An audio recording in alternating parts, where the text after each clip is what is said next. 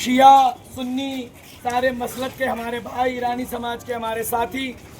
عزاخانہ زینبیہ اٹارسی سے انسانیت کی آواز پوری دنیا میں اٹھانے والے آیت اللہ خامنہئی اور ایران کے حق کی آواز بلند کر رہے ہیں۔ اور میں بتانا چاہتا ہوں، میرا یہ میسج بھارت کی اس دھرتی سے امریکہ اور اسرائیل تک پہنچ جائے، کیونکہ ہمارا یہ ہندوستان، ہمارے بھارت کی سنسکرتی، سبھیتا ہمیں مانوتا کا پاٹھ سکھاتی ہے، اور اسی مانوتا کا پاٹھ پورے وشو کو پڑھانے کے لیے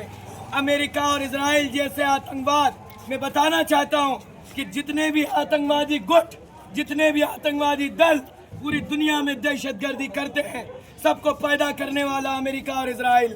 امریکہ اور اسرائیل کا ایجنڈا رہا ہمیشہ سے کہ پوری دنیا میں لڑائیاں ہو، جنگ ہو، تاکہ امریکہ اپنے ہتھیار بیچ سکے، تاکہ اسرائیل اپنے ہتھیار بیچ سکے۔ آپ اتہاس اٹھائیے اور اتہاس اٹھا کر کے دیکھیے کہ ایران کے اتہاس میں ایک بھی جگہ اگر ایران کی پالیسی اور آیت اللہ خامنہئی کی پالیسی یہ رہی ہو کہ کسی دیش پر قبضہ کرنا ہے، کسی دیش کو جیتنا ہے، ہرگز ایسا نہیں تھا۔ فلسطین میں جو بے گناہ لوگ مارے جا رہے تھے، چاہے وہ ہندو ہوتے یا مسلمان ہوتے، سکھ عیسائی ہوتے یا یہودی بھی اگر ہوتے، تو آیت اللہ خامنہئی اسی طرح ان مظلوم بچوں کی آواز اٹھاتے، اسی انسانیت کے لیے آیت اللہ خامنہئی نے اپنی قربانی دی، اور انشاءاللہ آیت اللہ خامنہئی کی یہ قربانی رنگ لائے گی، اسرائیل اور امریکہ نست و نابود ہوں گے۔ اور آخری بات میں یہ بتانا چاہتا ہوں میرے ہندوستان کے ساتھیوں اور بھائیوں سے، اور میرے پورے اس دیش ہندوستان کے ناگرکوں کے لیے، کہ یہ جو لوگ انسانیت کی پیڑا، مانوتا کی پیڑا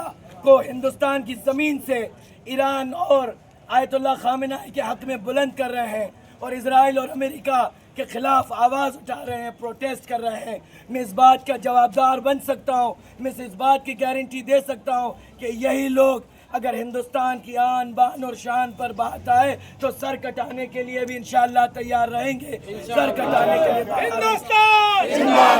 ہندوستان!